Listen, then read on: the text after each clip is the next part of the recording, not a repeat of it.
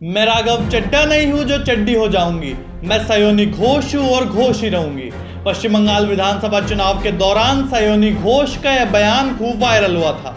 उस समय से एक राजनीतिक तंज माना गया था, लेकिन राजनीति में कुछ महीने भी बहुत लंबे साबित हो सकते हैं, क्योंकि आज वही सयोनी घोष एक ऐसे घटनाक्रम के केंद्र में दिखाई दे रही है जिसे तृणमूल कांग्रेस के इतिहास की सबसे बड़ी संसदीय बगावतों में से एक माना जा रहा है। दिल्ली में लोकसभा अध्यक्ष ओम बिरला के आवास पर हुई बैठक ने पूरे राजनीतिक माहौल को बदल दिया है। पिछले कई दिनों से चर्चा चल रही थी कि तृणमूल कांग्रेस के कई सांसद पार्टी नेतृत्व से नाराज है।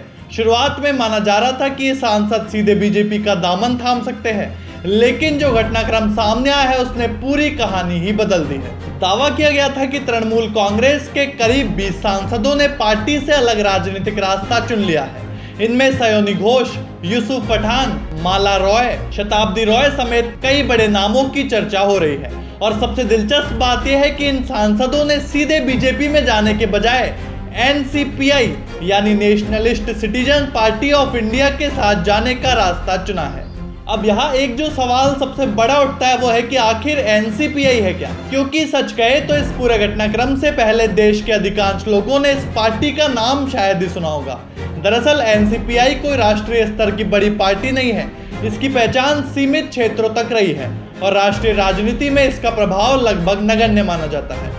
लेकिन अचानक तृणमूल कांग्रेस के बागी सांसदों के साथ इसका नाम जुड़ने के बाद यह पार्टी सुर्खियों में आ गई है। राजनीतिक जानकारों का मानना है कि अगर ये सांसद सीधे बीजेपी में शामिल होते तो विपक्ष को उन पर सीधा हमला करने का मौका मिल जाता और दल बदल को लेकर विवाद भी ज्यादा बढ़ सकता था। लेकिन एक अलग राजनीतिक दल के साथ खड़े होकर एनडीए को समर्थन देना अपेक्षाकृत ज्यादा रणनीतिक कदम माना जा रहा है। यानी बीजेपी में विलय करने के बजाय एक सहयोगी दल के साथ खड़े होकर एनडीए का हिस्सा बनना शायद इस पूरे घटनाक्रम की सबसे बड़ी राजनीतिक रणनीति है। दूसरे शब्दों में कहे तो इन सांसदों ने सिर्फ पार्टी बदलने का रास्ता नहीं चुना, बल्कि एक ऐसा मंच चुना जिसके जरिए वे अपनी अलग पहचान भी बनाए रख सके और एनडीए के साथ भी खड़े दिखाई दे। दिल्ली में लोकसभा अध्यक्ष ओम बिरला से मुलाकात के बाद बागी खेमे की ओर से कहा गया कि ये सांसद NCPI के साथ खड़े हैं और एनडीए को समर्थन देंगे। इसके साथ ही लोकसभा में अलग ब्लॉक के रूप में बैठने की भी मांग सामने आई है। यानी मामला अब सिर्फ राजनीतिक चर्चा तक सीमित नहीं है, बल्कि संसदीय प्रक्रिया तक पहुंच चुका है।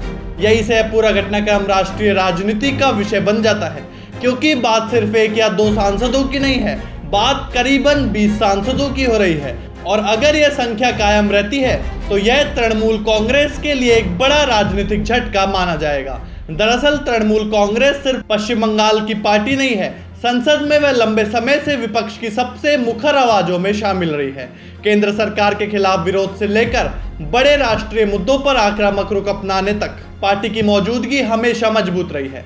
ऐसे में जब उसी पार्टी के सांसदों का एक बड़ा समूह अलग राजनीतिक दिशा में जाता दिखाई दे तो उसका असर स्वाभाविक रूप से राष्ट्रीय राजनीति पर भी पड़ता है। अब बात करते हैं एनडीए पर पड़ने वाले असर की। देखिए, मोदी सरकार को तत्काल कोई खतरा नहीं है। एनडीए पहले से बहुमत में है, लेकिन संसद की राजनीति केवल सरकार बनाने की राजनीति नहीं होती। संसद में संख्या जितनी मजबूत होती है, सरकार की राजनीतिक स्थिति भी उतनी ही मजबूत दिखाई देती है। यहीं पर इन 20 सांसदों की चर्चा महत्वपूर्ण हो जाती है। अगर ये सांसद एनडीए समर्थक रुख पर कायम रहते हैं तो आने वाले समय में सरकार को राजनीतिक बढ़त मिल सकती है, खासकर ऐसे समय में जब संसद का मॉनसून सत्र नजदीक है और कई महत्वपूर्ण मुद्दों पर सरकार और विपक्ष आमने सामने दिखाई देने वाले हैं। मानसून सत्र में विपक्ष सरकार को घेरने की पूरी कोशिश करेगा, लेकिन अगर विपक्ष की एक प्रमुख पार्टी खुद अपने सबसे बड़े संसदीय संकट से गुजर रही हो तो उसका असर विपक्षी एकजुटता पर भी पड़ सकता है। यानी इस पूरे घटनाक्रम का फायदा सिर्फ संख्या के रूप में नहीं, बल्कि राजनीतिक संदेश के रूप में भी एनडीए को मिल सकता है। लेकिन इस पूरी कहानी के बीच एक बड़ा सवाल फिर खड़ा हो जाता है, और वह सवाल किसी एक पार्टी का नहीं, बल्कि भारतीय लोकतंत्र का है। आखिर देश की जनता वोट किसे देती है? किसी व्यक्ति को, किसी पार्टी को, या फिर उस विचारधारा को जिसके नाम पर चुनाव लड़ा जाता है?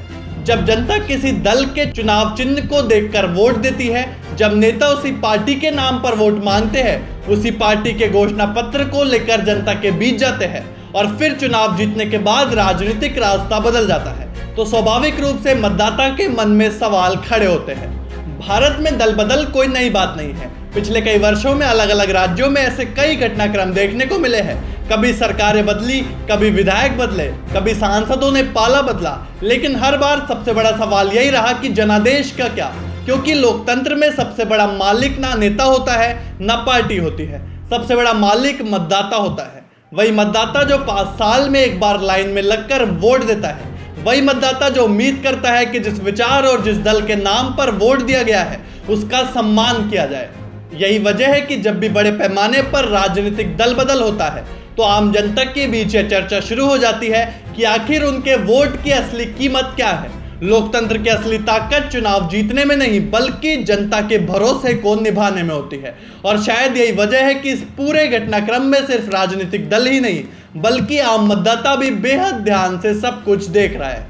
फिलहाल इतना तय है कि दिल्ली में ओम बिरला के आवास पर हुई यह बैठक केवल एक राजनीतिक मुलाकात नहीं थी, यह उस नए राजनीतिक अध्याय की शुरुआत थी जिसके असर आने वाले महीनों तक पश्चिम बंगाल की नहीं बल्कि राष्ट्रीय राजनीति में भी दिखाई दे सकते हैं।